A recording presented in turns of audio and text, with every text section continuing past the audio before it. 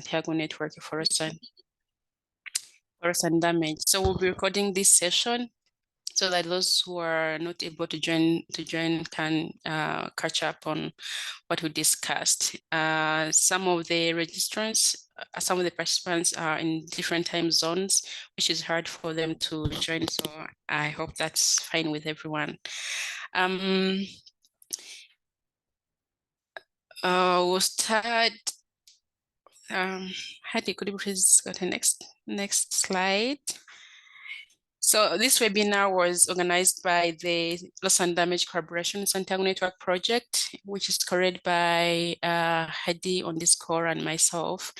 So to briefly tell you about this program, this project, it was launched after in 2019, after the launch of Santiago Network, which took place at COP25 in Madrid. So some of the things the project works on include developing the policy briefs, technical papers, blogs, provide advice to different people on and organize meetings, including webinars like this. With a particular focus on Santiago Network, forest and damage, and sometimes we also work on WIM, Warsaw International Mechanism. So at the second meeting of advisory board, which took place in July, the advisory board members adopted the guidelines for the membership of the Santiago Network.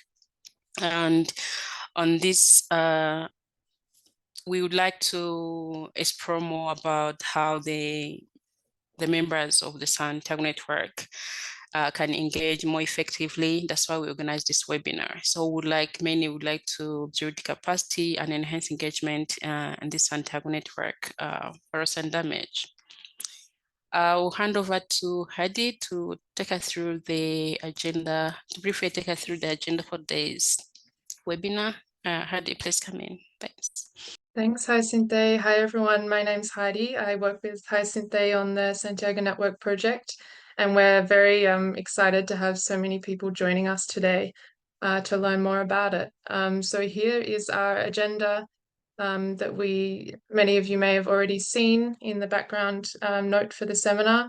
It's quite a packed agenda. We want this to be as informative as possible while also getting some inputs from you all. We'll start with a presentation on the loss and damage landscape and talk about where the Santiago Network fits. We'll then have Titette Laurent, who's a representative of civil society on the advisory board for the Women and Gender constituency, present a summary of the work of the advisory board to date and looking ahead to the rest of 2024 and beyond. We'll then have Linda Siegel, who is a member of the project, present on the guidelines for the designation of OBNEs as members of the Santiago Network, to provide hopefully some guidance to you all on how you can continue to engage and engage more proactively in the network. And then we'll end the presentations with Christopher Bartlett from the Republic of Vanuatu, who'll present on the request for technical assistance that the Republic of Vanuatu has made to the Santiago Network. Hopefully then we'll have a little bit of time for Q&A at the end of the hour, followed by a short break, and then we'll do some interactive exercises to get us thinking about who are the range of organizations, bodies, networks, and experts that we have here on the call, and thinking about where you fit. We'll talk about, hopefully get some inputs on the activities and topics that you're all working on and see the types of expertise that might be available to countries and communities through the Santiago Network. And then we're also interested to know where everybody is based and operating, in what regions, in what sub-regions, and whether it's the local, national, or regional level, or all of the above. Hopefully then we'll have time for some open discussion and more questions before we finish. So back to you, Hyacinthe. Yeah, thank you so much, Heidi. And also to remind everyone that to introduce themselves in the chat. with your name, the organizational institution you work for, and where you're based, and also to say we are really excited to have you all on this call. So I'll briefly tell about the history of the Santiago Network for Erosion Damage. As I mentioned before, it was established at COP25 in 2019 after the review of the World International Mechanism for Erosion Damage. Its vision is to enhance action and support to address erosion damage from climate change. At COP26 in 2021 in Glasgow, the parties agreed on the 6 functions of the Santiago Network for Erosion Damage, and they also agreed that the Santiago Network will be provide the finance to deliver on its mandate. At COP27 in 2022, the parties agreed on adopted the institutional arrangements, including the structure of the Santiago Network, which is made of advisory board, hosted secretariat, and a member of organizations, bodies, networks, and experts. As the members of the Santiago Network, who are expected to deliver, to provide the technical assistance to developing countries on the front lines of climate change. Last year at COP28, the countries selected the host of the Santiago Network Secretariat and adopted the MOU between the COP or CMA. Okay, sorry, if you need like more explanation, we'll provide more details later, but I'll be very brief here. So this year at COP29, which will take place in November, the parties will adopt rules of procedures of Santiago Network and work on a joint report, a joint annual report with the executive committee of the World International Mechanism, together with the recommendation for 2025 and beyond. As I mentioned, there are 6 functions of the Santiago Network. The first one is to contribute to the effective implementation of the functions of the World International Mechanism by catalyzing the technical assistance of the OBNEs, organizational bodies, networks, and experts. Also catalyzing demand-driven technical assistance. The third one is to facilitate the consideration. Next slide. To facilitate the consideration of a wide range of topics relevant to averting, minimizing, and addressing loss and damage approaches. And the fourth one is facilitate and catalyze collaboration, coordination, coherence, and synergies to accelerate the actions of the OBNEs or as the members of the Santiago Network, and for them to deliver effective and efficient technical assistance. And another one is to facilitate development, provision, and dissemination of and access to the knowledge and information on loss and damage. So all these functions, and most of them include the work of OBNEs or of OBNEs in delivering on these functions.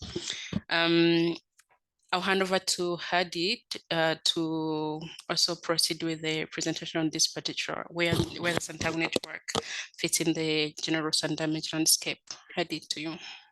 Thanks, Hyacinthe. So this is maybe a lot of information in one slide, but before we move to Tet's presentation on the work of the advisory board, I just wanted us to zoom out for a moment and just consider where loss and damage fits under the Convention and the Paris Agreement, and where the Santiago Network fits in that landscape. So the Santiago Network, you can see on the left hand of the slide, sits under the Warsaw International Mechanism for Loss and Damage. It has an advisory board, it has a secretariat, and then it has the member organizations, bodies, networks, and experts, i.e. all of you. There's also the executive committee, which is the policy arm, I guess you could call it, of the Warsaw International Mechanism. And that has its thematic expert groups, which produce knowledge products and information on these thematic areas: low onset events, non-economic loss and damage, comprehensive risk management, action and support, and human mobility. And then so over on the right, we have also the financial mechanism of the convention. And underneath that, we have the fund for responding to loss and damage, and the board and the secretariat. I'm sure many of you are aware that, much like the Santiago Network, the fund is also in its early stages, working to get up and running and operational. I also wanted to flag the global stocktake. So in the global stocktake outcome in Dubai last year, we had a request or a note about developing countries seeking technical assistance through the Santiago Network. And also national reporting, including biannual transparency reports, which links back to the work that will happen under the Santiago Network. And then we also have the funding arrangements, which includes sources, funds, processes, initiatives under and outside the Convention and Paris Agreement, assisting developing countries in responding to loss and damage. And this includes the Santiago Network. So I think it's useful to keep the Santiago Network in this context, and obviously the work on loss and damage is much broader, more expansive in this, but this is where we are today, in that little space in the middle of the slide. So thank you. I'll hand over now to Tatet. Thanks. Yes, thanks very much, Heidi, and thank you very much to everyone for making time to let's all try to unpack what the Santiago Network is, because it's already some time ago since the decision to establish the Santiago Network on Loss and Damage. So my name is Tetet, and I sit on the advisory board of the Santiago Network as representative of the Women and Gender constituency. We've already have the advisory board is mandated to provide guidance and oversight to the secretariat. At the moment, it is still the interim secretariat, no? But eventually, we will have a permanent secretariat. So it's our mandate as advisory board members and representatives to provide guidance and oversight on the effective implementation of the functions of the network. So there are 17 members and representatives. Maybe we can try to unpack. No, you're a member, a full member of the advisory board if you are representing governments and party member states. And you're a representative if you are from civil society. So at the moment, there are 17 members and representatives, but we are still lacking, or we are still missing the nominations for Eastern Europe. You can see on the slide how the advisory board is composed. No? There are 2 representatives for Western Europe and others, 2 for Asia Pacific states, 2 for African states, 2 for Latin American and Caribbean, 2 for Eastern Europe, and I already mentioned that up to now, it is still vacant, no, these seats. So there's also 1 seat for small island developing states, 1 for LDCs, 2 for members of the WIM-EXCOM who are also sitting on the Santiago Network. And then we have 3 observer representatives: Women and Gender, the Indigenous Peoples Organizations, and the Children and Youth non-governmental organizations. Next slide, please. So far, we've had 2 meetings of the advisory board. One last March and the other one in July. And then we are going to have our 3rd meeting scheduled for September 3 to 6 in Bonn. Now, we are going to have a 1-day informal consultation among the members only, and then the next 2 days will be public meetings, which can be attended by observers and other stakeholder actors. So what have we done so far? So let me introduce to you the acronym. Now we call it SNAB, the Santiago Network Advisory Board. For the first meeting, we were able to elect 2 co-chairs. One is Alpha Kaloga from Guinea, and the other one is Akio Takamoto from Japan, representing the Asia Pacific. At SNAB 1, there were also a number of draft documents that were produced by the interim secretariat that we discussed, and hopefully we would be able to refine this and agree on it so that we could already forward it to COP for adoption. At SNAB 1, we also agreed on an initial 2-year work program, the indicative budget estimate of 1.8 million dollars for 2024. We also chose, after much deliberation, we chose Geneva, Switzerland as the location for the Santiago Network head office. And then one of the main things also was an agreement in the advisory board that we would like to explore options for creating synergies with the loss and damage fund and funding arrangements as part of this wider architecture on loss and damage. So we also had SNAB 2, the second meeting of the advisory board, where we really had a lot of intense discussion to provide inputs and guidance to the interim secretariat on a wide range of matters, including the strategy and results framework and multi-year budget. We also had discussions on those draft guidelines for procedures for responding to requests for technical assistance, including urgent response. We still could not agree. Now we're having a conversations on what constitutes urgent response. And then we had some discussion also on the operationalization of the secretariat, including the selection of director from transparent, open, merit-based hiring process, as well as the staff, not just for the head office, but also for the regional offices that will be established. We also had, finally, we adopted the guidelines on the designation of OBNEs, and Linda afterwards will walk us through the OBNEs. For SNAB 3, the third meeting happening next week, we will get to know the selected and endorsed executive director of the Santiago Network.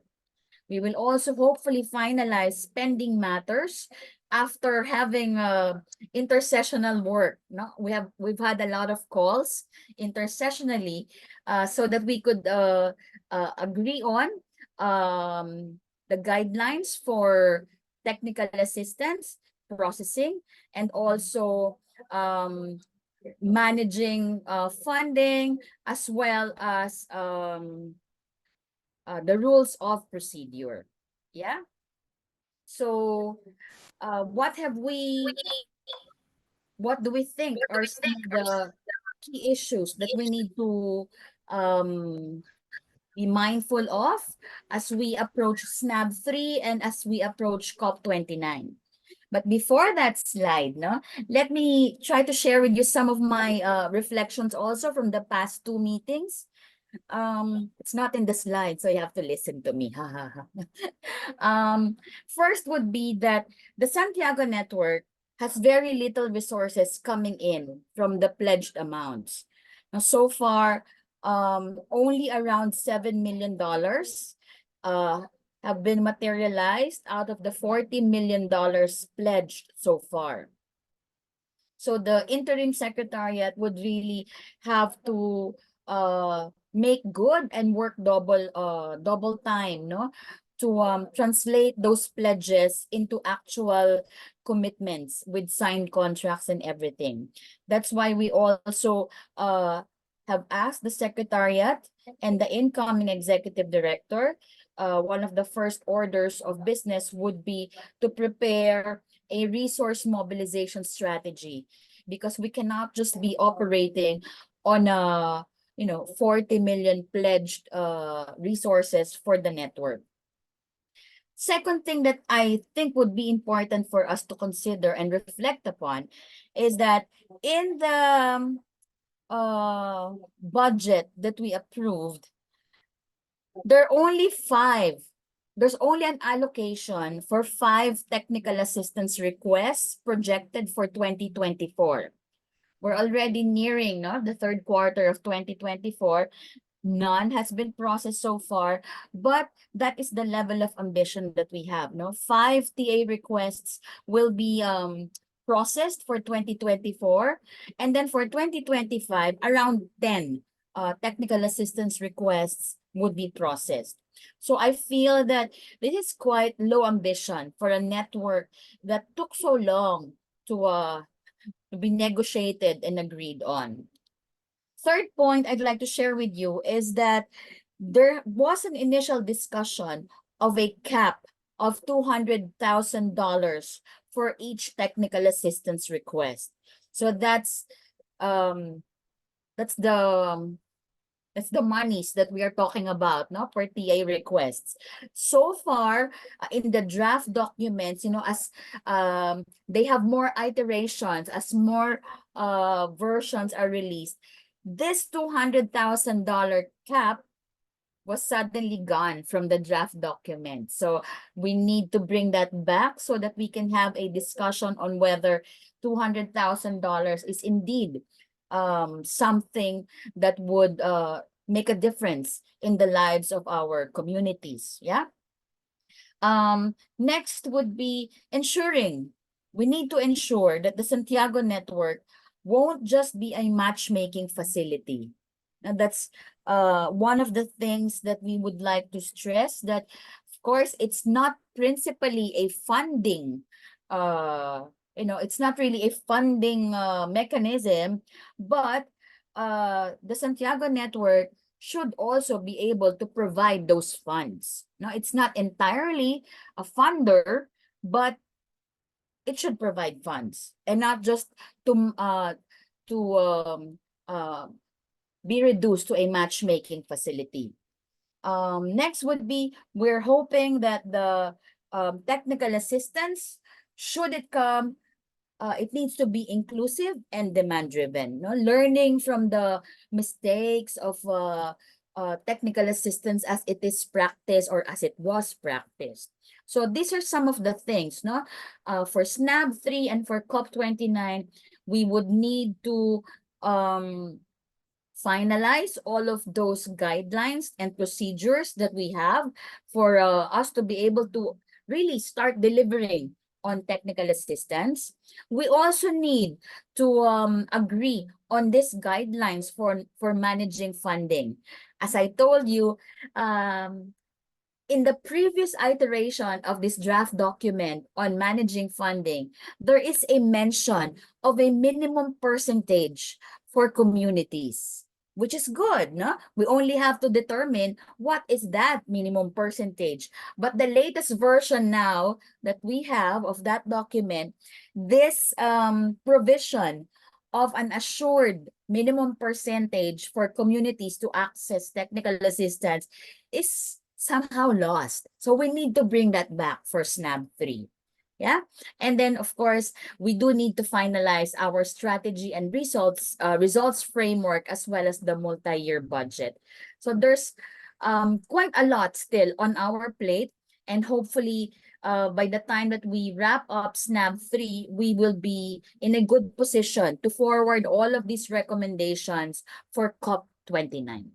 Thank you very much. And now I'd like to turn over to Linda to walk us through the OBNEs.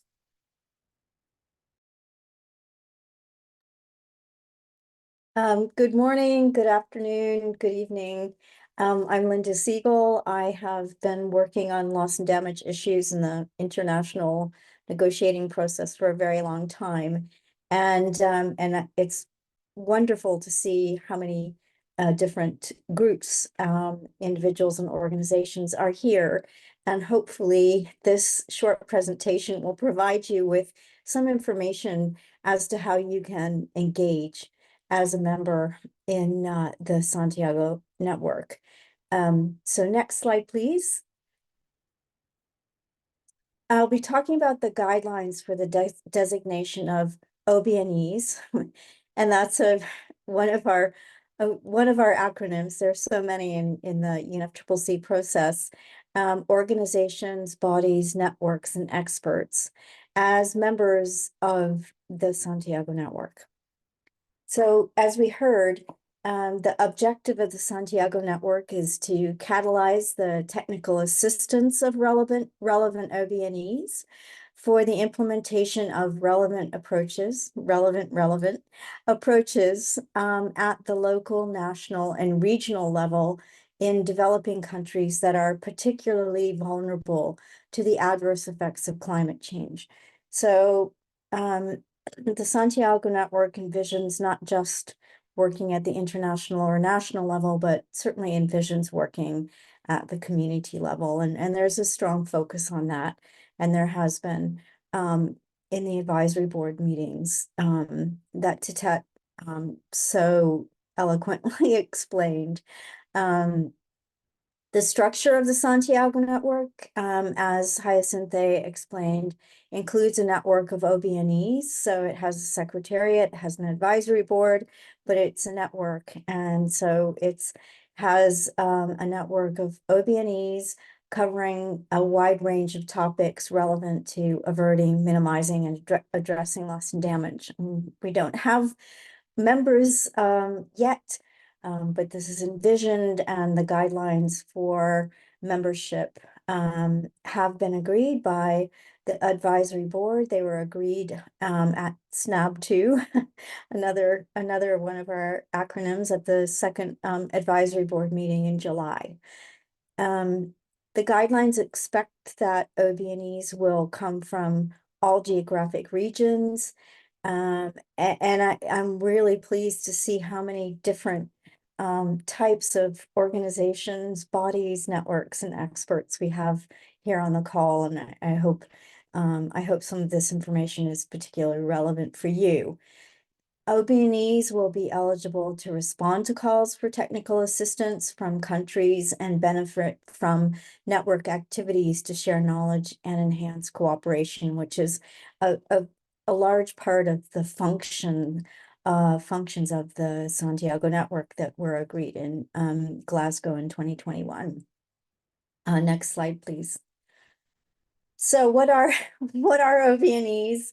The guidelines provide some kind of definitions. I don't think they're set in stone, but certainly provide some guidance to those who are looking to become members.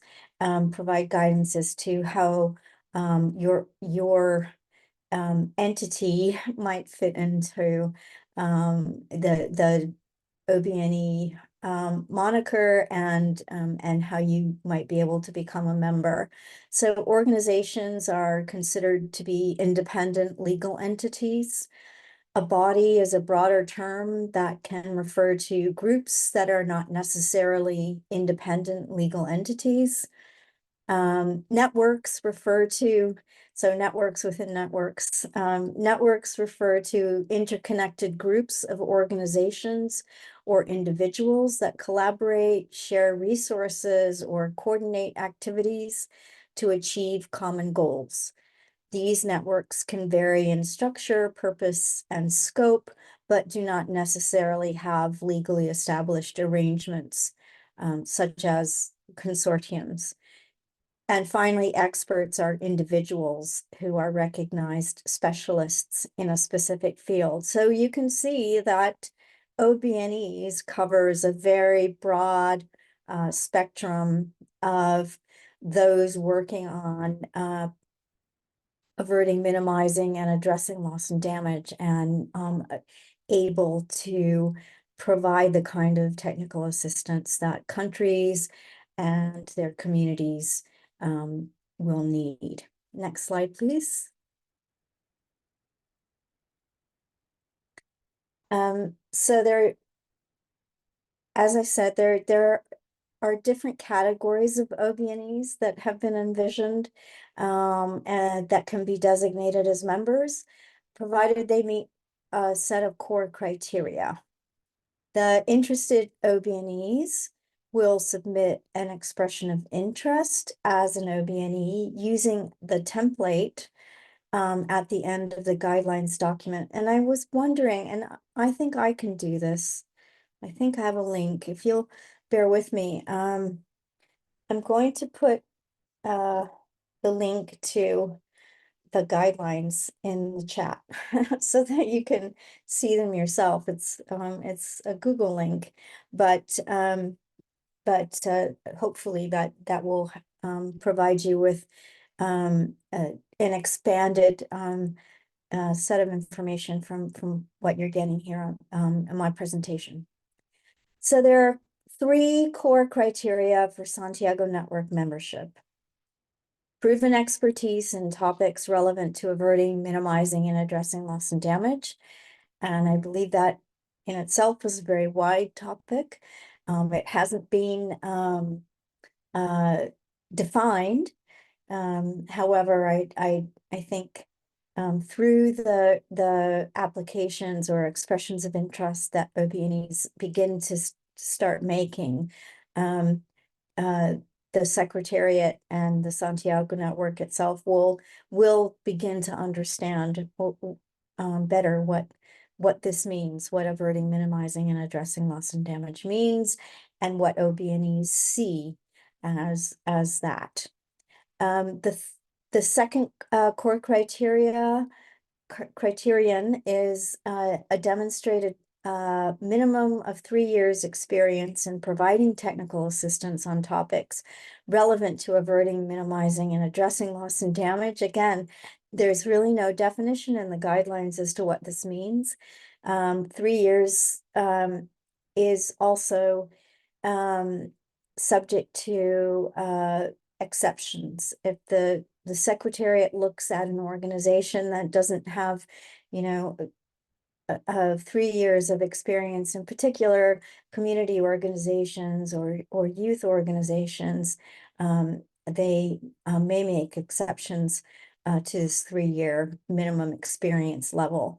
And finally, and this is a commitment to adhere to the 11th preambular paragraph of the Paris Agreement. And if you'll bear with me, I'll read that out.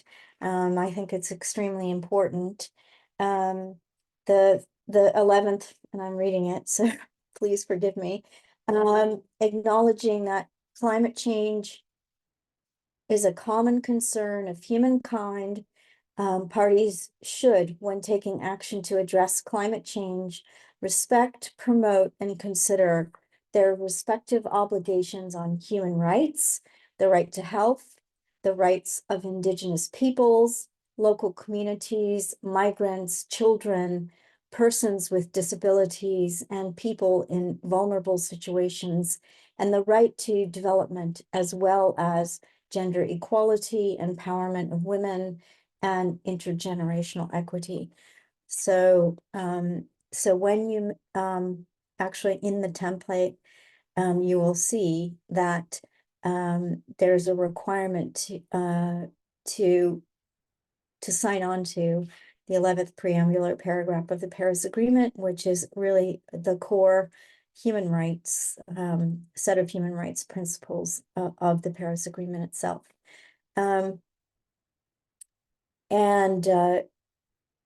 another commitment is to follow the network's conflict of interest guidelines.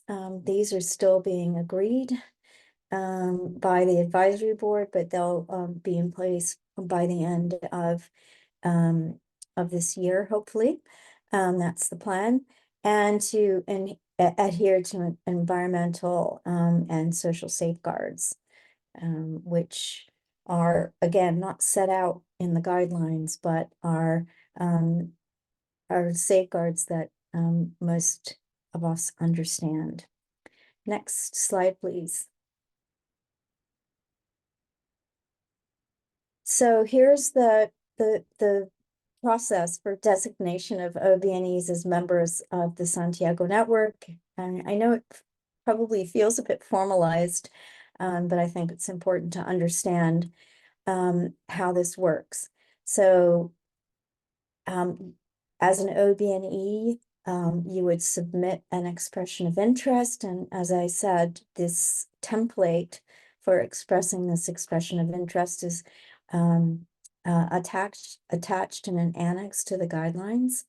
Once this expression of interest is received by the Santiago Network Secretariat, the Secretariat will review and assess eligibility of the OBNE.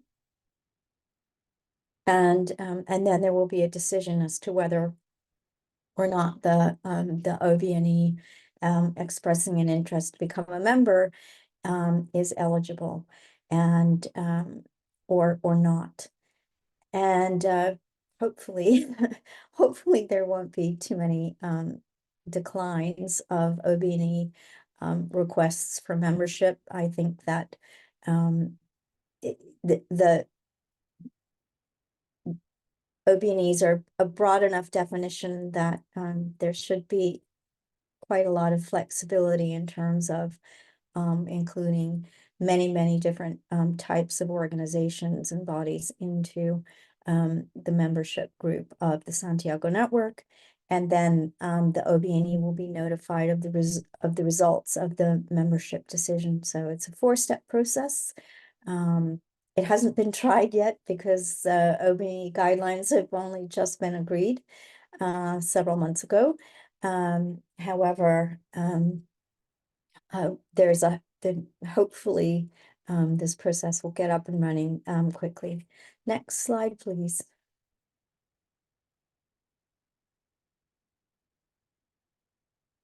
And this is my last one. So what are the modalities of membership? The duration of membership or termination of membership, there's no time limit, but there may be a review of the guidelines in coming years. But OBNEs can voluntarily withdraw their membership from the network, and there may be circumstances where an OBNE's membership would be terminated, and this is explained in the guidelines. In terms of transparency, OBNEs should be aware that when they make an expression or they submit an expression of interest, that the information that they provide will be shared publicly to enable easy access to relevant information while respecting privacy and confidentiality issues. So it might be useful for those OBNEs making expressions of interest to indicate where they would not want some of that information provided made public. Amendments in the criteria under the guidance of the advisory board, the Santiago Network Secretariat will compile lessons learned and feedback from the implementation of the technical assistance over the next 2 years, and there will be a review in 2 years so that the guidelines for membership of OBNEs may be amended or adjusted based on experience. And finally, should an OBNE be declined membership, I think we can go back to the last slide, thanks. Should an OBNE be declined membership, there will be a possibility for that OBNE to have that expression of interest reviewed by the Secretariat of the Santiago Network.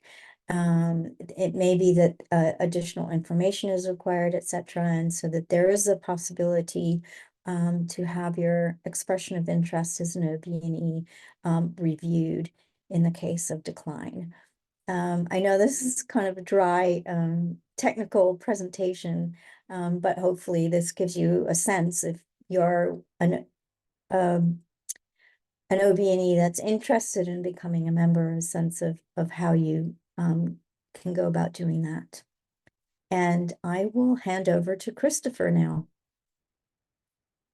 Thank you, Linda, and a very good evening from Vanuatu to all of you.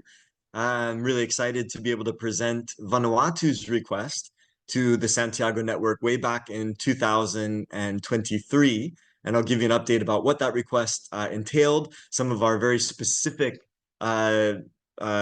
propositions for OBNEs, and a status report on where we are. So if you go to the first slide, I just wanted to recall that Vanuatu has been for a long time a leader in the loss and damage space. And I think it's because we've for so long faced these threats to our sovereignty, to our human rights from external causes. And loss and damage is just another example of something coming from outside that we're not responsible for, yet we are dealing with. We're the only former French territory in the Pacific that successfully won independence. We were the co-founder of the Alliance of Small Island States. Back even before the UNFCCC had been developed, Vanuatu made a proposal about having a facility, a financing facility to both pay for and compensate small island developing states that had suffered loss and damage from sea level rise. We also, when we ratified the Paris Agreement, we made a declaration to say, yes, we accept this agreement. However, we reserve all rights under international law to hold those who cause us harm accountable. And that then led, of course, into Vanuatu taking this case last year to the International Court of Justice, which is ongoing right now, which again is around essentially harm, loss, and damage that's been caused to us. So that's why I think Vanuatu was particularly pleased to be the first country to make a formal request. If you go to the next slide, I will basically recall that this request came after Madrid, when we had that very fiery first review of the Warsaw International Mechanism on Loss and Damage. And what became very clear was that the WIM was not living up to its expectations. Certainly, we in Vanuatu, we in the Pacific and in small island developing states weren't seeing real action to address loss and damage that we had expected from a WIM. And what we wanted, what we demanded, was a financial arm as well as an implementation arm to execute the work of the executive committee. Sadly, that didn't happen back in Madrid, but we did get the Santiago Network. So Vanuatu was right there negotiating for the creation. There was also a decision at COP in 2000 about the interim function of the network, even before there was a formal host. Basically, it said that the UNFCCC Secretariat would be able to respond to requests. And so Vanuatu wrote to the interim UNFCCC Secretariat with our technical assistance request. And that request was put together, in fact, with the help of the Loss and Damage Collaboration, the group that's organized this webinar. And that collaboration brought together different experts and different organizations from around the world to say, well, how would you put together a request in the absence of any guidelines, in the absence of an advisory board? And so we put together our own template with the best information that we thought would be useful. So going to the next slide, this is the actual request that was sent in 2023, and it included 4 essential TA needs. The first one was around long-term loss and damage needs assessment. So our climate vulnerability assessments are very present tense. But what we realized is that climate change is happening a lot faster than is expected. There are tipping points that are already happening. And of course, slow onset events, which are happening over the medium and long term. So we really needed that TA to help us understand more the longer term needs. We also asked for support to prepare a readiness proposal for loss and damage, which at that time had never been done before. We had asked for support to develop a program, a loss and damage program, not a project, but a program that included policy, included legislative amendments, included budgets and work plans. So really getting the nation ready to effectively address loss and damage. And then the fourth request was around setting up our own national loss and damage fund, expecting that there would be global flows of finance, but we wanted our own mechanism so that we could really control how resources went to vulnerable people and island communities.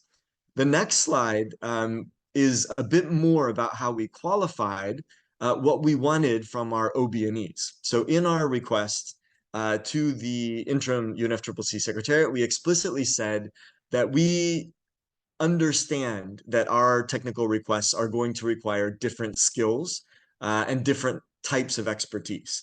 And so we really wanted the interim secretariat to look at OBNEs that were already operating in the Pacific, that already had an understanding of our cultural context, our environmental context, our governance context, and then be able to pull together different OBNEs to respond to different elements of our request. So we were already thinking this is more than just one organization.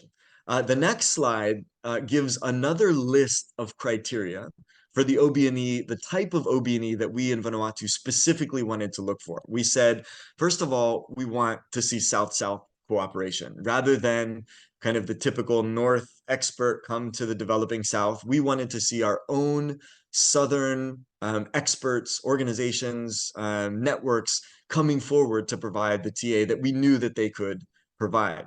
We also asked for OBNEs to have an explicit focus on human rights and intergenerational equity, which is important for everything that Vanuatu does.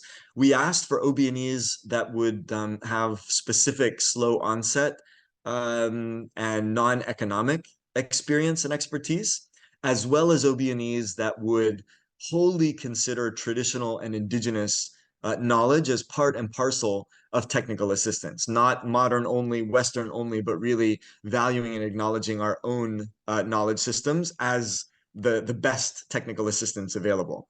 So a lot of that then would come from our regional organizations, experts networks, as well as, of course, our domestic. And we were even thinking that some community-based organizations, some tribal organizations could in fact be the OBNEs that would best deliver on some of these requests. So that was in our mind when we put this request forward. So the next slide then, and I think it's my final slide, is just a status update of where we are. So in fact, our request kind of fell through the cracks because although we submitted it officially from our focal point in 2023, we had no formal response until the SB session in June of this year. At the SNAB 2, which Tet refers to, there wasn't even an agenda item to talk about Vanuatu's request. And so we didn't even know if there was going to be a response at all in 2024. But thank goodness that some advisory board members, Colombia, Dominican Republic, Tet from the gender and women's constituency said basically that it's unacceptable, that there are developing countries in need that haven't had any kind of formal response. And so what's happening now is that the interim secretariat, the host, UNDR and UNOPS, are prioritizing expedited support to get Vanuatu's request responded to quickly. And in fact, we had a call this morning, and we are very close now to having our request formally published on the Santiago Network website so that OBNEs can formally submit their proposals and budgets. One thing that we were informed is that right now OBNEs can register. So the form that Linda was talking about is now on the Santiago Network website, santiago-network.org/membership. So it's that second last point there.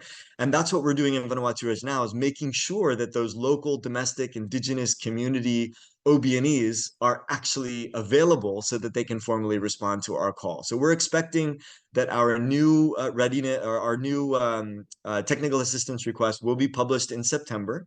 It's changed slightly because so much time has passed since we put in that original request. Now we're focusing very much on the readiness proposal. So we're anticipating that the new fund for responding to loss and damage is going to have some sort of an early disbursement in 2025, and we want Vanuatu to be ready to go with a proposal, budgeted, costed plan for when that happens. And so our technical assistance request is about getting ready with that funding support.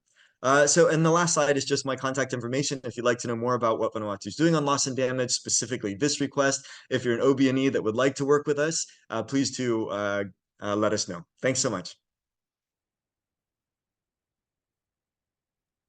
Thank you, Christopher. Thank you to Tet. Thank you, Linda. Thank you, Hyacinthe. I hope that was a useful, well, I think it was an informative set of presentations. And I think we just have time now.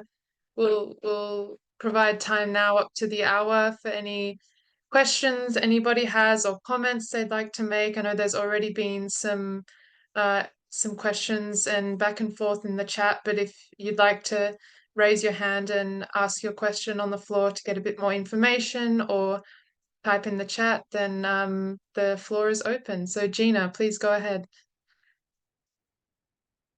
Thank you, and good morning from Boston.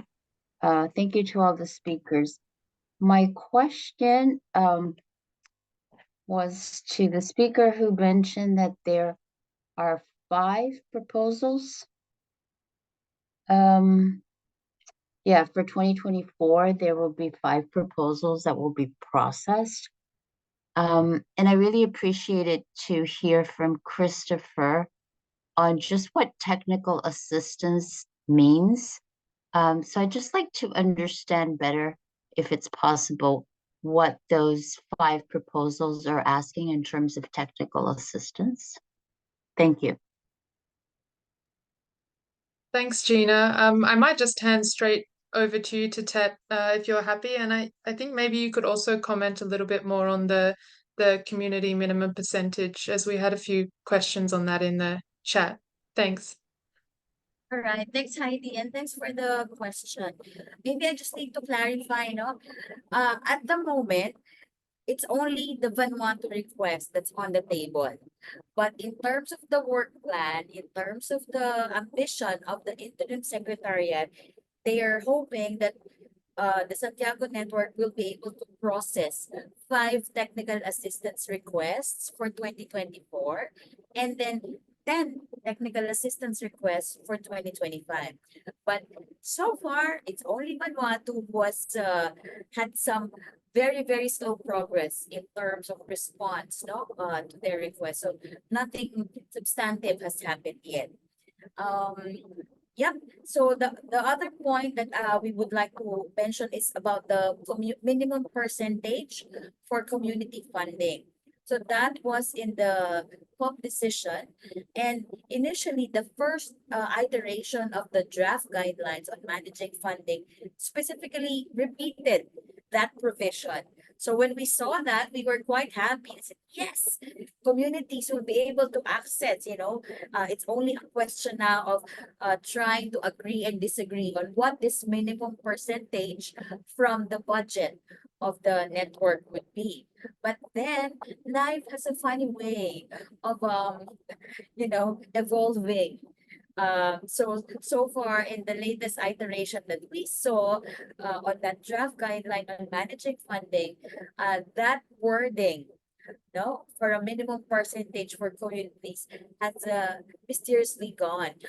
So it's lost. So we're trying to bring it back. So we let you know it's going to be a fight to be led by our civil society representatives from Yango, from the IPs, and of course from the Women and Gender constituency, plus some of the government representatives who also feel that Santiago Network being demand-driven does not mean government-centric only. We're trying to have a Santiago Network that is inclusive of communities and other marginalized sectors. So that's one of the fights that we're having, because in the process of processing TA requests, some members are insisting that requests from communities, OBNEs, should be endorsed by government. So we said, we all know the situation.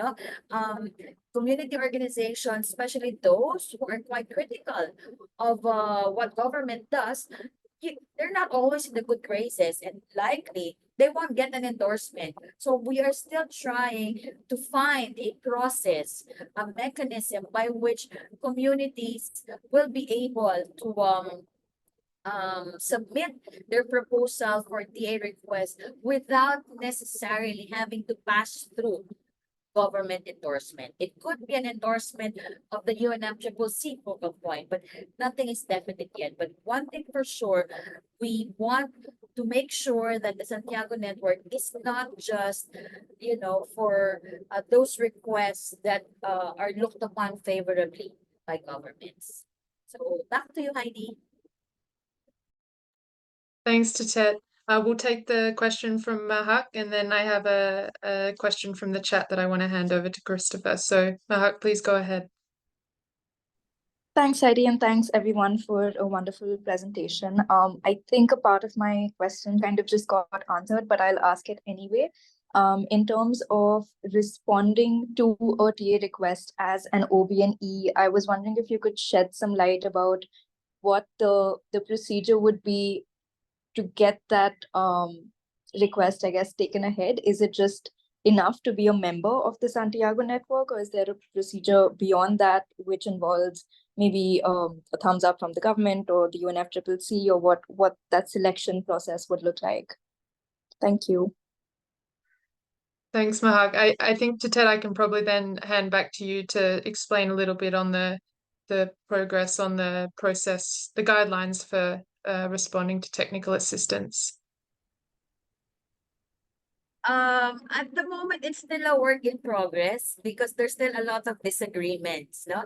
Specifically on how to handle those requests. Of course, we are talking here of representatives of governments, whether they're from developed countries or from developing countries. And I don't know how to read into this, no, but sometimes it's the developing country representatives who are more assertive of the need to control the process for processing TA requests at country level. They want to say it should be country demand driven, country owned. So we just have to keep on reminding them and debating with them that country ownership, demand-drivenness does not only mean, or it does not only rest on government. We want for the Santiago Network to be guided by the principles of human rights, inclusion. Heidi, is that the preambular paragraph of the Paris Agreement? So these are supposed to be the principles that guide the work of the Santiago Network. So we're guided by what the convention says to be the principles that we uphold. So that's what we're trying to ensure, that Santiago Network is not just going to be a matchmaking facility, and it's not just going to be, ring-fenced by government, nor by those big organizations, the usual suspects. Thank you.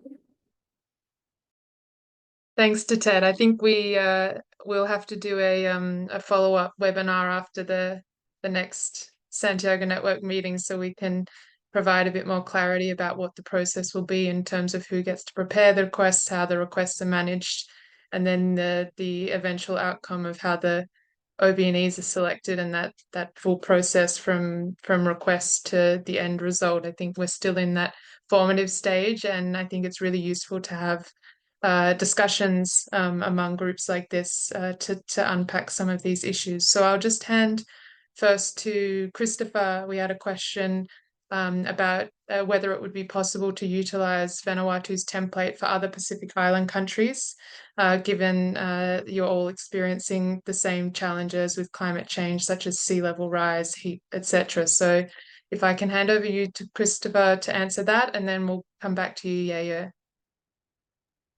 Yeah, thank you. Actually, I want to say that full transparency has been so beneficial to Vanuatu. So although our proposal fell through the cracks, our request fell through the cracks within the UNFCCC system, we shared this request as widely as possible.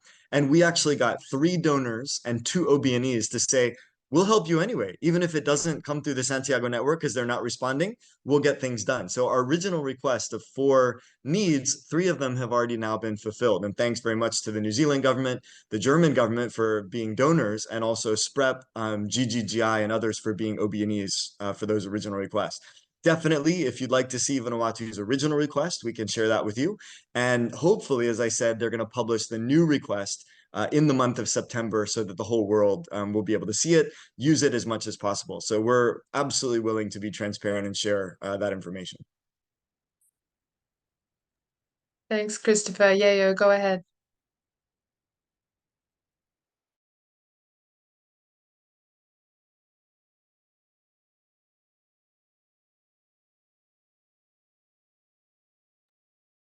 Yayo, are you there?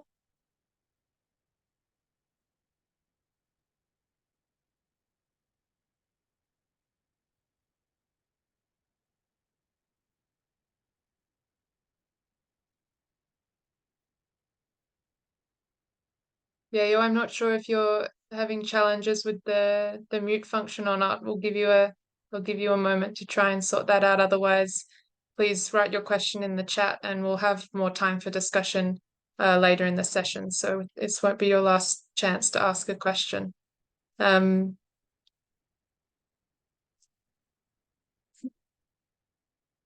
Okay, well, on that note, I think we can pause here and have a 5-minute break, stretch your legs, and then we'll come back at, I'm just looking at the time, 9 minutes past the hour wherever you are.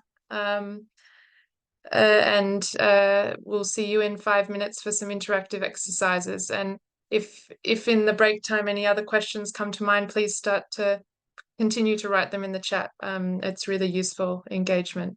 Thanks, everyone.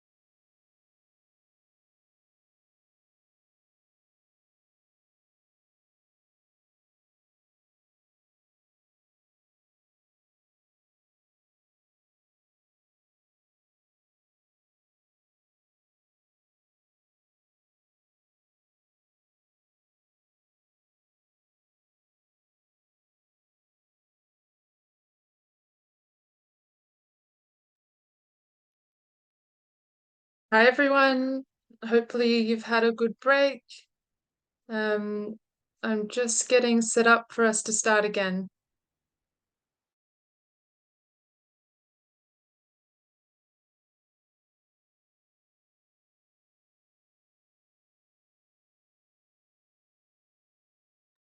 Hi, Cynthia, if you're there, please go ahead and take us away on the interactive exercises.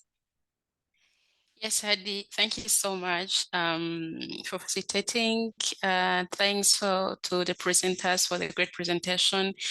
Thank you also to the participants for great questions. Please keep them coming. You can post in the chat or raise your hand. So at the moment, we are going to have an interactive exercises. I would like to since the aim of this webinar is to explore the role of the OBNEs.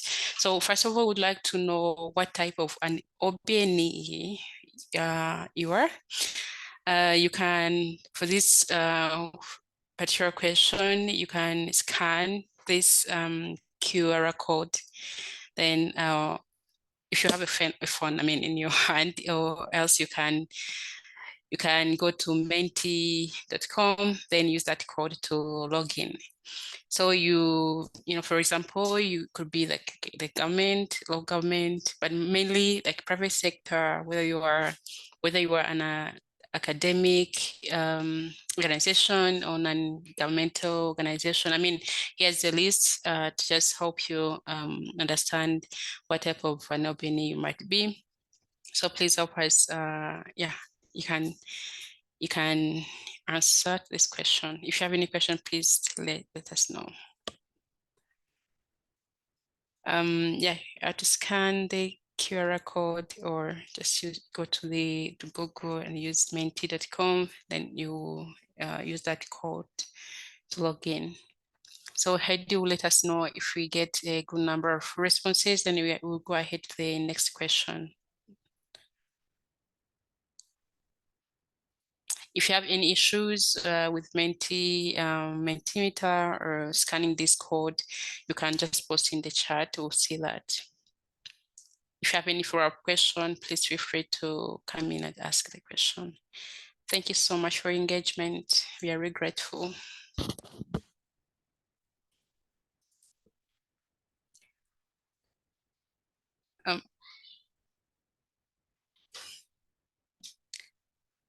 Hadi, you let us know if you have a good number of responses from the participants. Thanks, Cynthia. I'm just having a look now. It looks like the responses are appearing on my screen. I'm just going to present the slide for you all to see. Thank you.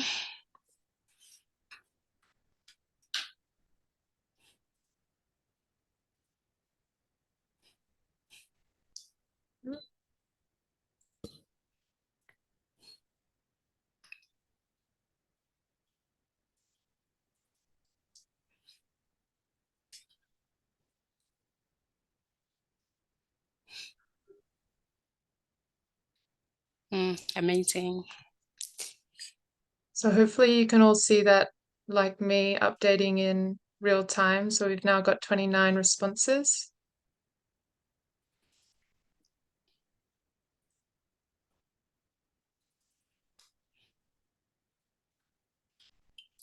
Hadi, there is a question from Gina in the chat. If you could post the Mentimeter code. I'll do that now. Have you seen that? Okay, perfect.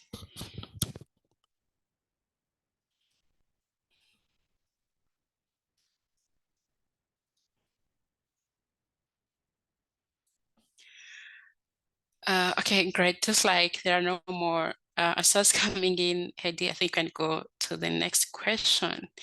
And please, if you have any question, feel free to ask. I would like to make sure that we understand the role we can play in delivering the technical assistance to developing countries. And also to say that after I mentioned the email we sent yesterday, we will, it's also in our consulting note or background document we shared. We will develop the the summary of this conversation, of this discussion, then I would like to ensure that everything will be included. So I included these answers. So thank you so much for responding.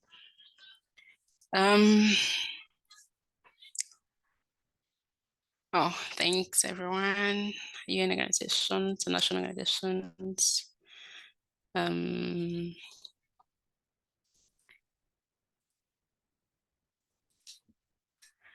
Great.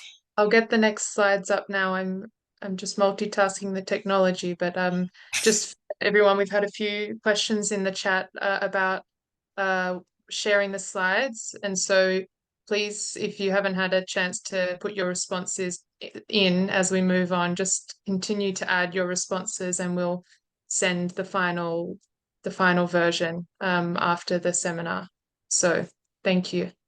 And yeah, it's interesting to see the diversity of people we have on this call. Thanks, Jacinta. Thanks, everyone. Thanks, Hadi. So the second question is, would like to know what activities or topics can you provide expertise on? If you're an OBNE and would like to know what kind of activities or topics you can provide expertise on. So we also have like a guiding comment.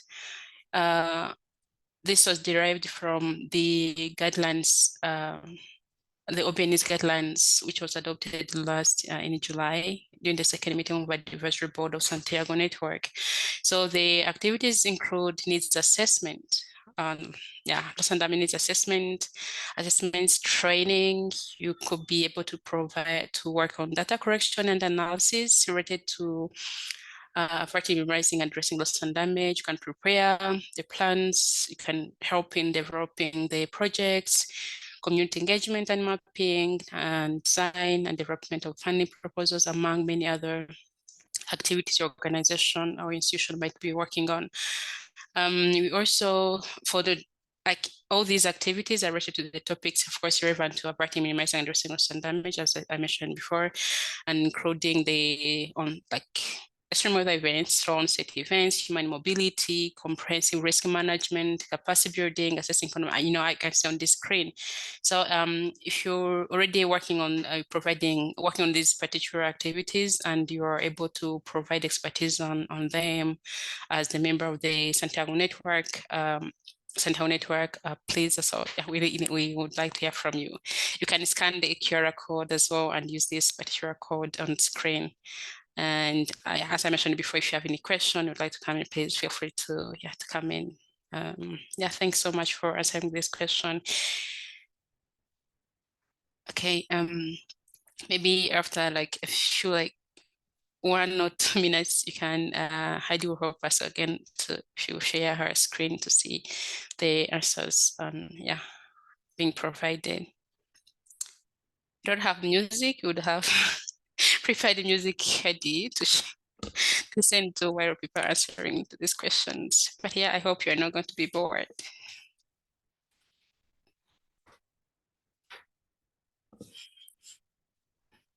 That can be a lesson for the next session, I think. We'll have music for the exercises. Yeah.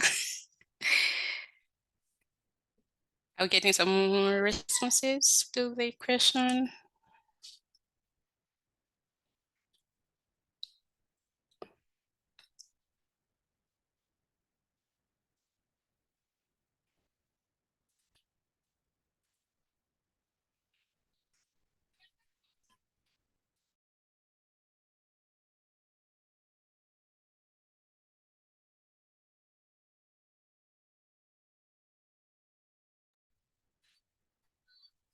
Awesome. Wow. Transformative change, assessments, community engagement, criminal justice. This is really great.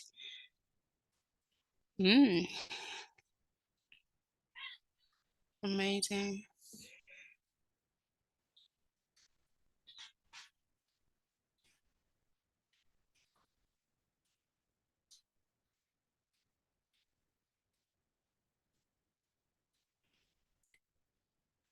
Wonderful.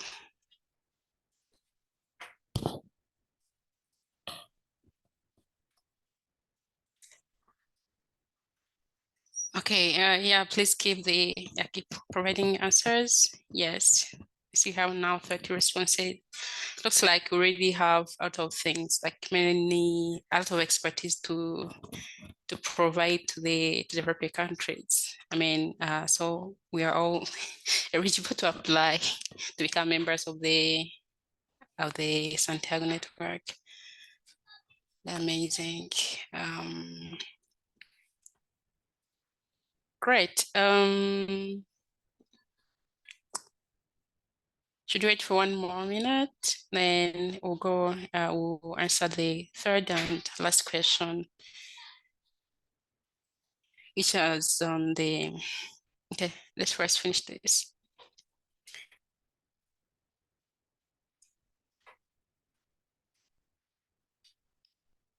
Mm.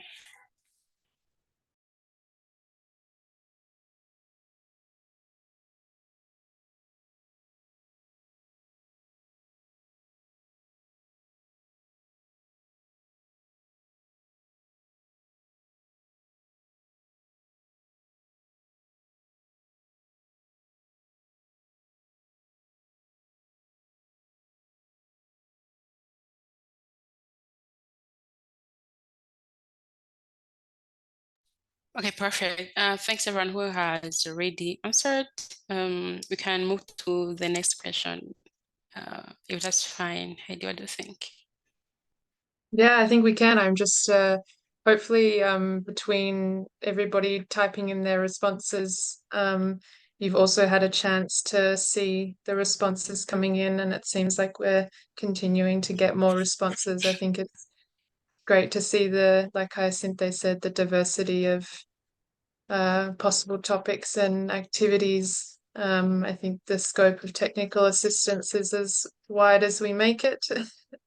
And Yeah. and yeah, hopefully we can keep compiling this kind of information. And yeah, I think that we can keep going. I'll try and get the next thing up now. Okay, thanks a lot, Hadi. So we can go to the next question. The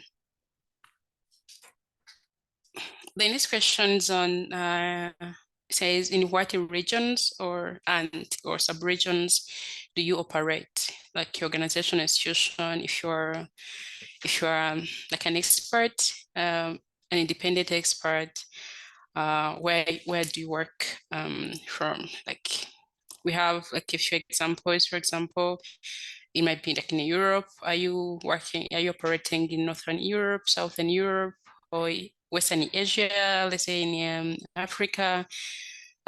Please, I would like also to know that, to understand, because providing the technical assistance would like to ensure that, okay, it'll be really amazing to have also, for example, the local OBNEs engaged in providing technical assistance. As Christopher mentioned the area, we need like, we need the diversity of the OBNEs related to like in terms of the region. So please share with us about your where you work from.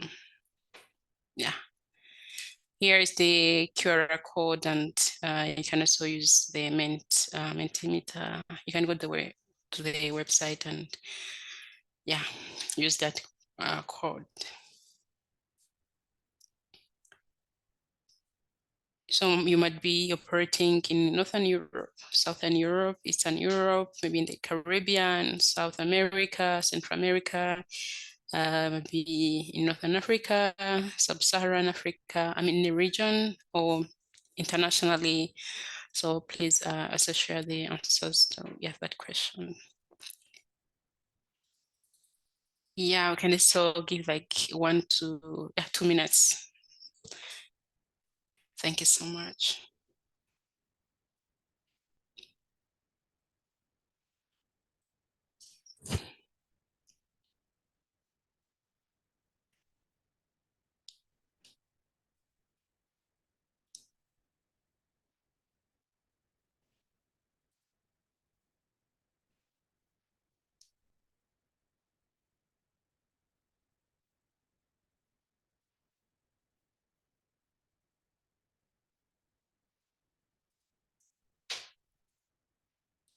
Heidi, do you want to share the screen, the answers?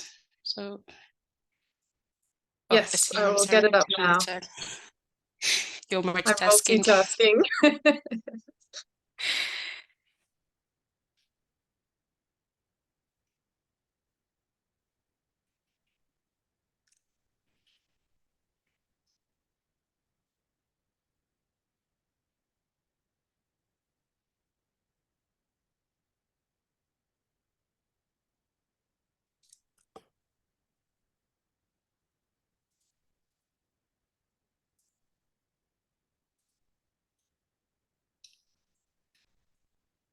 Mm. We have 35 responses. Sub-Saharan Africa, Kenya, the Sub-Saharan Africa, Niger, Central Europe, Pacific Islands, Middle East, Karbadi, Niger.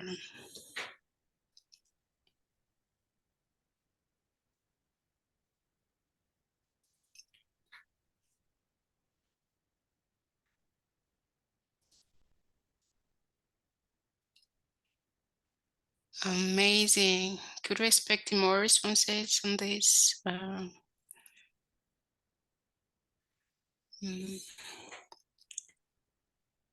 Looks like many regions are covered.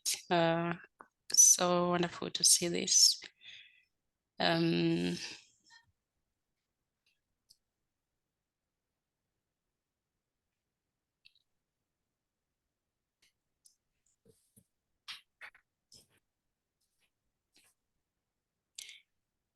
Okay, so I think this is the end of this session.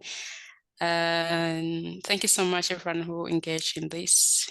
So we are going to, oh gosh, we only have a few minutes remaining, but yeah, thank you everyone for answering these questions. So I'm going to hand over again to Heidi.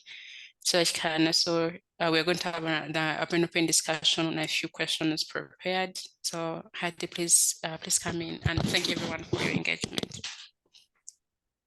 Thank you, Hyacinthe, and I think it's great to see that there's diversity across different regions and sub-regions, and I just want to highlight in this context as well, carrying on what Hyacinthe said, it's considered very important that the Santiago Network reaches places that may not always be reached, and even though the head office is going to be based in Geneva, there will be plan is also to have regional and sub-regional offices, so countries can access technical assistance in their regions, and hopefully with access in languages that are their own. And so it will be important to make sure that the network develops in that trajectory, and there's coverage everywhere. So this is a very open discussion.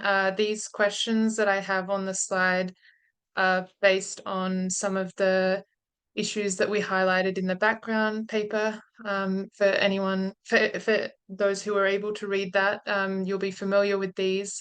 The idea really is just to give the space for you to continue asking questions and also engaging on issues where you might want to have a little bit more of a discussion. So the floor is open, but I will read through these to help us get started and get people thinking. So going all the way back to the presentation that Hyacinthe and I did at the very beginning of the session, it's useful to think about the direction of travel. What is the direction of travel on loss and damage under and outside the convention? And think about where OBNEs, as I'm now calling you all, can hook up and drive progress. So the Santiago Network is just getting started, but it's also useful to think about the executive committee under the WIM, where they're doing knowledge generation and knowledge products, and how the Santiago Network will work effectively with the XCOM. And then also thinking about the Loss and Damage Fund, which is likely to be up and running will be up and running later than the Santiago Network. So how can the Santiago Network get things going before the fund is fully operational? And how also do we link back to other processes such as the global stocktake, where there's elements related to national reporting and also linking with the broader landscape of initiatives and funds and other processes related to loss and damage globally.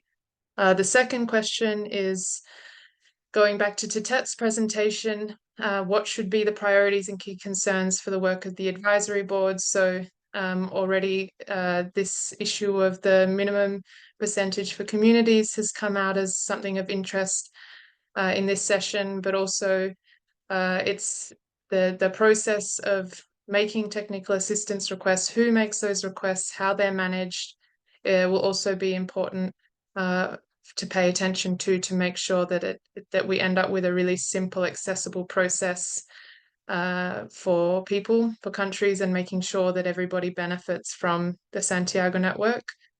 There's also the issue of funding that Tatet raised and resource mobilization.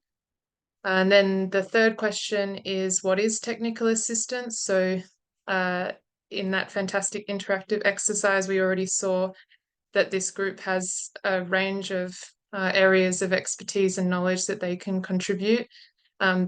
Those are the areas where technical assistance can be provided to countries and to communities to ensure that they're ready and they can address loss and damage.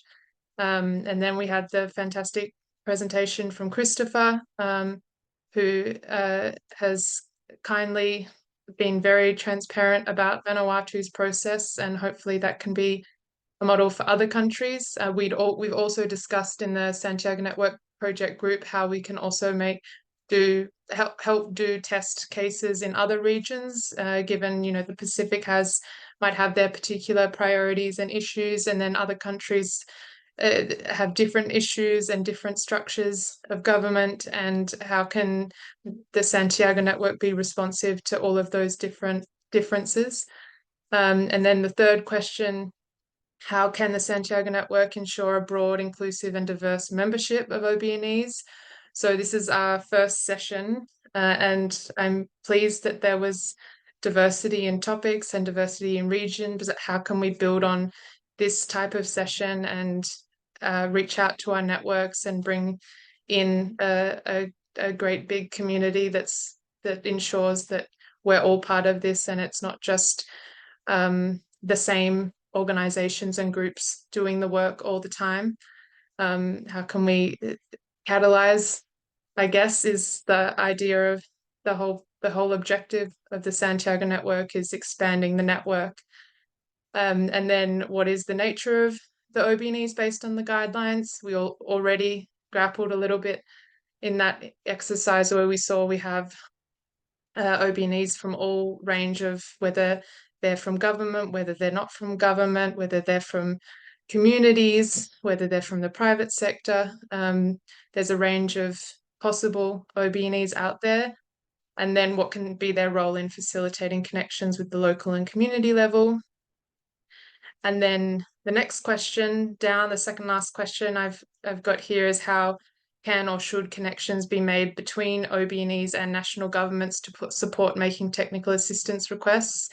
And this again comes back to some of the questions around Tatet's presentation in terms of how, if the national government is having oversight over this process, how can the connection points be made, and how can we ensure the involvement of everyone in this process? And then the final point is, what should be the relationship between the Santiago Network and the Fund for Responding to Loss and Damage, including considerations of resource mobilization and effective utilization? So that comes back to the point that I made earlier in the context of the work of the advisory board. So I think I can stop there, and hopefully that has popped up some questions in people's minds. So we have still 20 minutes left. So if you'd like to comment on any of these issues, raise a question on anything at all, please go ahead and raise your hand, or you can write in the chat. So I'll stop there.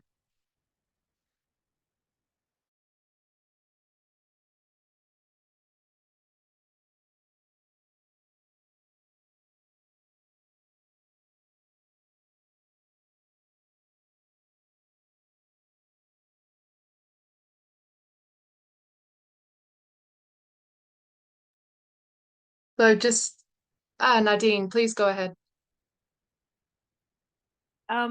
Yes, hello, thank you. And I'm very interested in the Santiago Network. I've been actually looking quite closely at how we can engage communities in some of these international processes that are extremely confusing.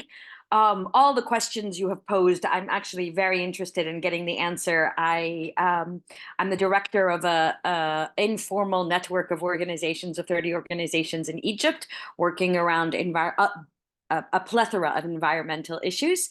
One of my main concerns is, how do I protect our members? And how do we protect specifically communities, disenfranchised communities, vulnerable communities that are in difficult political modalities or difficult political situations, and ensure, protect them. Second, also ensure that they're able to utilize the network's resources without putting them at risk. Because I find one of my one of the roles that I constantly play here on the ground is being asked to take a forefront in difficult political situations, to be able to protect communities that are unable to engage with different political entities. How can the Santiago Network take that into consideration, especially since we're trying to reach some of the most vulnerable communities facing climate change? Thanks so much, Nadine. I think this is really important, and I think this is probably something that Tatet could speak to. So I might take Nusrat's question, and then we can circle back to Tatet, if that's okay with you, Tatet. Nusrat, please go ahead.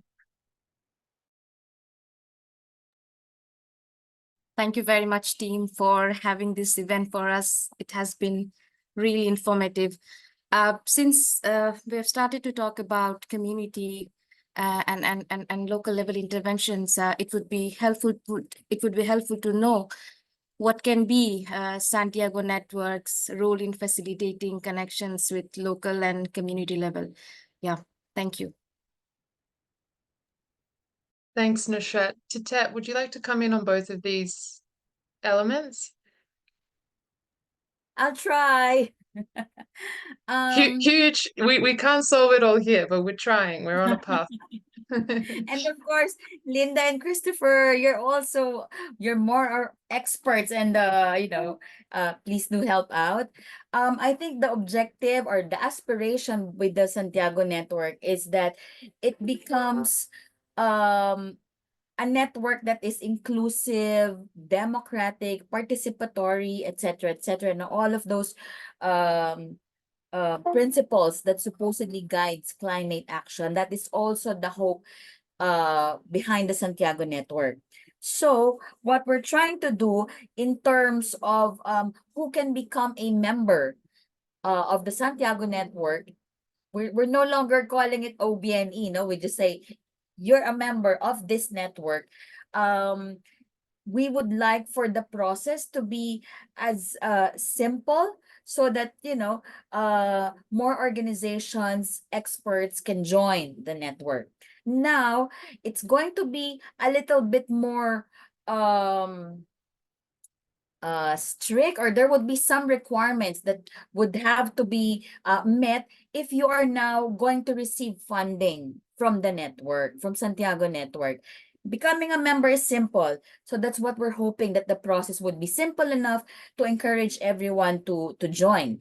But it becomes a little bit more difficult now, or a little bit more complicated when you apply for funds and when you receive funds, because you can be a provider of technical assistance. You can also be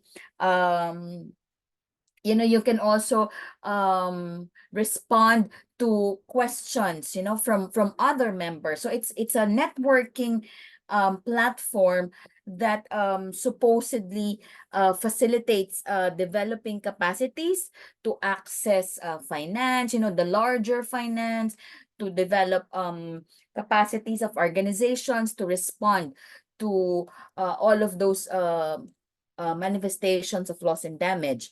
Now, we're also hoping that in terms of who can be a member of the network, some of the requirements, like, do you need to have 2 years financial statements, that will only come in when you're already entering the funding relationship with the network.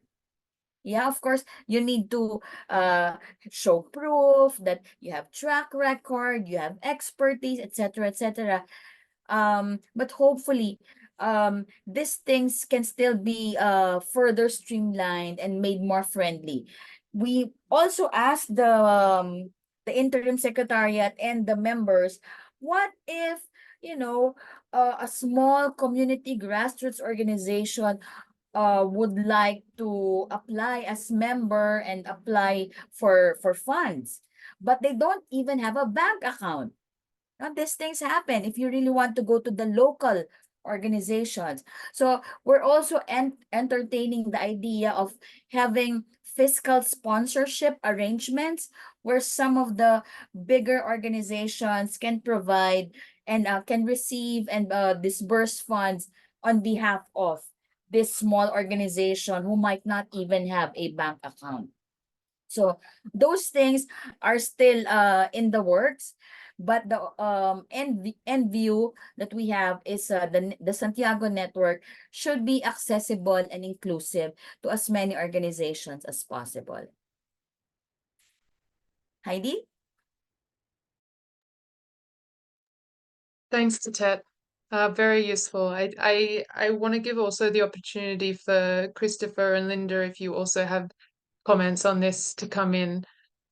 So raise your hand if you would like to come in on this. I think that what's important with the Santiago Network is to always keep in mind that it's in development, and these types of issues, these sorts of sessions, I hope we can do more of, so we can gather the different issues and make sure that they're fed into the work of the advisory board, and the advisory board is considering how to do things differently.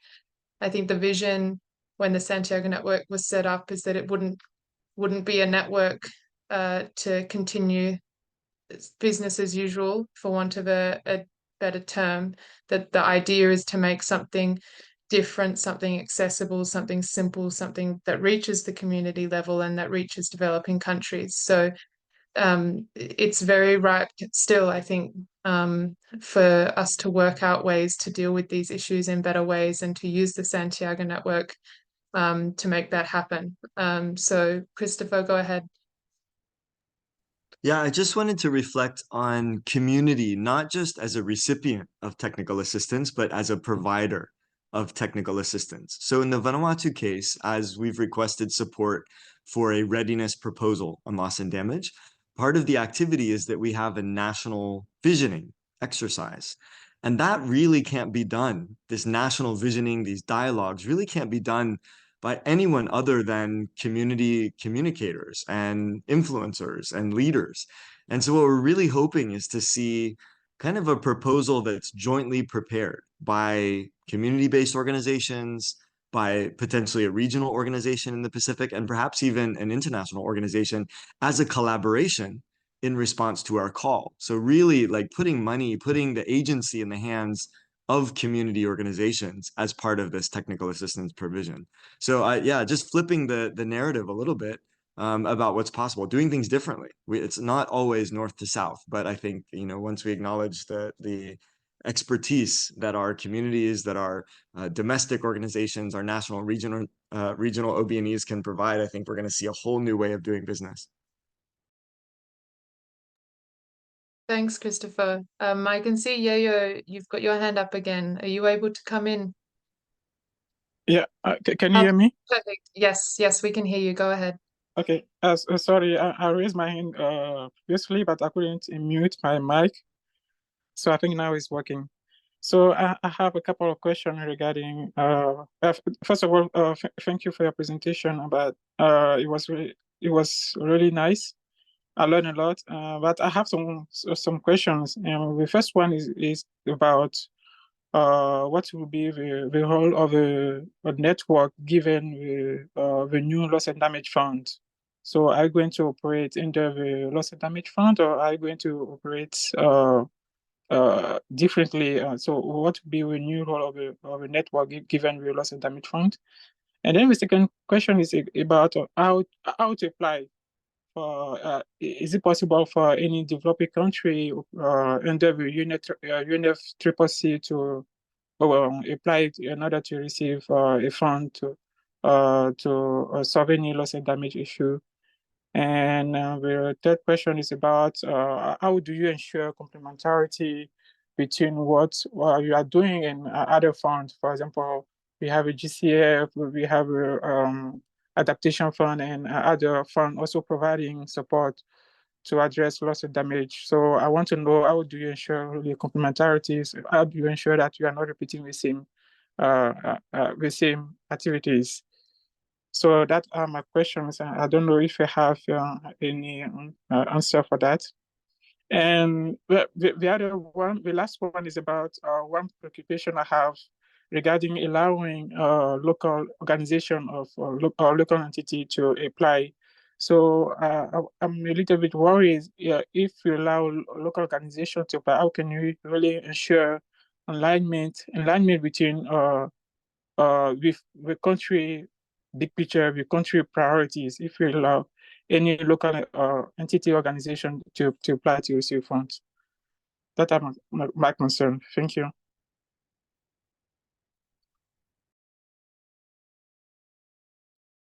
Thanks so much for those fantastic questions. I'm going to take us back for your first question to a very early slide in our session, this one.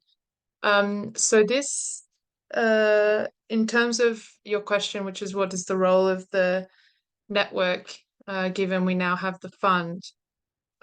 So, and I probably said this already in the start of the session, but hopefully repeating it is useful. So here is where the Santiago Network sits in the context of the Convention and Paris Agreement. So the Santiago Network sits under the Warsaw International Mechanism for Loss and Damage, and the fund sits under the financial mechanism. So Katet had said earlier in the session that the Santiago Network was not established as a fund. It can fund technical assistance activities, but it's not expected to go into the scale of funding that the fund will address. So there's mandates for the fund and the Santiago Network to work out together what their differences are and what their coordination and complementarity looks like. So how the Santiago Network might work in a way that can help countries be prepared to make those larger scale applications to the fund is one example. There's also expectations around the Santiago Network that would be useful for countries in accessing the fund insofar as it may help them identify their needs and enhance their national reporting, so that when they go to the fund, they're ready and prepared to articulate those needs in a way that means they can access those larger pots of money.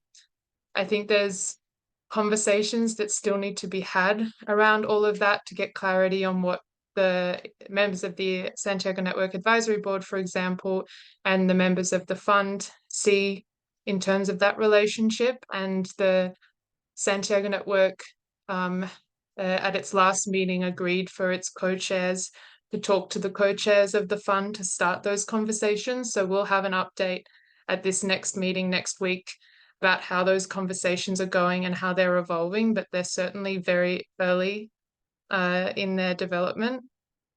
I think I'm just going back also to I think this also links with your third question about complementarity. When we look at other funds like the GCF, the Green Climate Fund and the Adaptation Fund and other bodies and processes under the convention, I think what we haven't talked about yet in this session, and maybe a big topic for another session, but this year, I think it's important for people to be aware that it's the third review of the Warsaw International Mechanism. And so during the COP, there will be extensive conversations among parties about how the WIM is fulfilling its functions, how the executive committee is operating, how the Santiago Network is operating in its early stages. And the scope of the review also will have parties looking outwards from the WIM at what's happening with the fund, what's happening with the global stocktake outcomes, the ones that I've listed here, but also other global stock outcomes that are relevant to loss and damage. And then also how the Warsaw International Mechanism is relating to coordinating, creating synergies with funding arrangements and other initiatives and processes under and outside the convention. So this is a very current and topical conversation. And I think if people have ideas and suggestions on this, I highly recommend engaging in the review. This is a bit of a plug, I guess, but there's a submissions process for the WIM review, and submissions are open to all parties and non-parties by the 30th of September. And so I think there we'll start to see some ideas from countries and groups and hopefully people like you all on how this architecture can work more effectively and in terms of enhancing support and not duplicating efforts across all of these institutions. And I guess coming back to some of the previous comments about not creating additional bureaucracy that's hard to navigate, that doesn't necessarily lead to more support on the ground. So hopefully that answers those two questions. And then in terms of the eligibility, all developing countries are eligible for the Santiago Network. And then I think this is your question or comment on the local entities applying and how to ensure alignment with country priorities. This also is tied up in the discussions on the process for accessing technical assistance, and that particular comment you raised on alignment with country priorities when you have applications coming from outside of the national government is a question that's being grappled with on an ongoing basis. So I don't have the answer, but it's certainly a concern. And I'm noting the time. So if our other panelists have any other further comments on any of the issues that I just covered, please raise your hand or come in. Otherwise, I think we can probably take one more question or comment, and then we probably have to move towards closing as we're running towards the hour. So I'll stop there.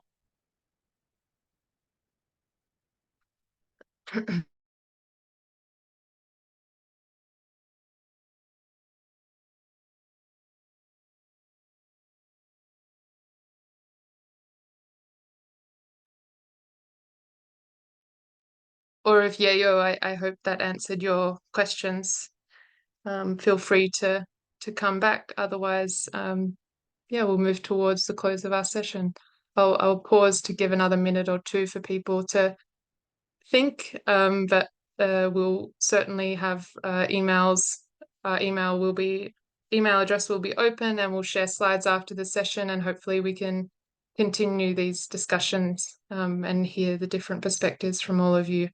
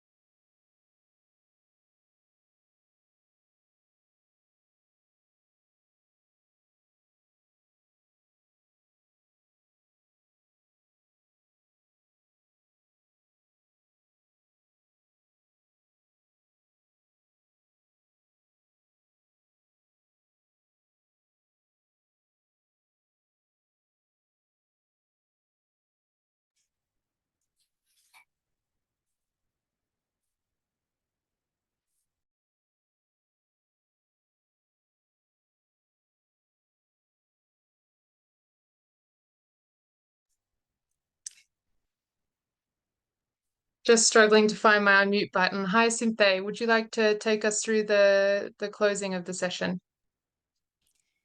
Yes, Hadi. First of all, thanks everyone for staying on this call for 2 hours. It's been a productive one. I hope everyone found it really useful. It was really useful to me. It's wonderful to see how most of us are working on climate change, and I realized that we can all contribute as the members of the Santiago Network. We have the kind of technical assistance you can provide to the developing countries in need of this particular technical assistance, and a good thing that we're also from different regions. So as the way forward, next 2 weeks, we'll prepare a summary of the webinar.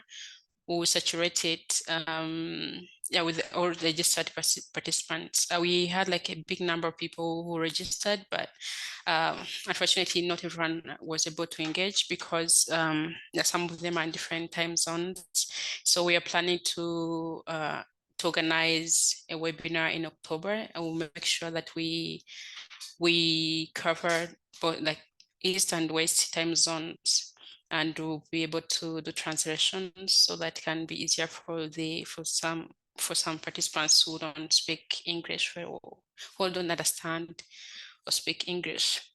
So another just a few more updates. And as you said, this was organized by the Loss and Damage Corporation. You can we share different updates on the progress of loss and damage work in general, and particularly on the Santiago Network. So some of our teammates will be in Bonn next week to follow the third meeting of the advisory board. We are hopeful that at the third meeting, many more documents will be adopted. So we'll keep you updated on our social media platforms. If you haven't followed us already, you can follow the Damage Collaboration on different social media platforms, so can keep updated on the progress of the damage discussions, including Santiago Network particularly. We are also in the lead up to the third meeting of the advisory board and the 21st meeting of the ESCOM of the WIM, West International Mechanism. We'll prepare the key messages. So we'll also saturate them on our social media platforms, and you can find them particularly on our website, lossanddamagecollaboration.org. So we also shared the debrief paper for the second meeting of the advisory board, which includes really the rich information and the what happened at the second meeting of the advisory board, and what are our expectations, not just only the collaboration, but also the member society organization. So you can also read that. You'll find it really informative, I believe. I'll stop there. Once again, thank you so much for joining us, and looking forward to the future discussions in October, in September. You can follow us on different social media platforms. We'll keep you updated on the ways forward. How did you want to say something before we close? We still have 1 minute. Just thank you very much all for coming and for engaging, and thank you to Hyacinthe and to Linda and to Tet and to Christopher for offering their time to put all of this together, and also a broader thank you to the other members of the Santiago Network project who couldn't all be here today. We also had really useful inputs in preparation from Colin McQuiston of Practical Action and Edgar Fernandez, who works with Transformer. So thanks to those people as well, and hopefully we can continue these conversations in the future. So thanks. Thank you so much, Hadi, for facilitating and everything. So we are very grateful to you as well. Thanks, everyone. Have a wonderful rest of the day. Bye.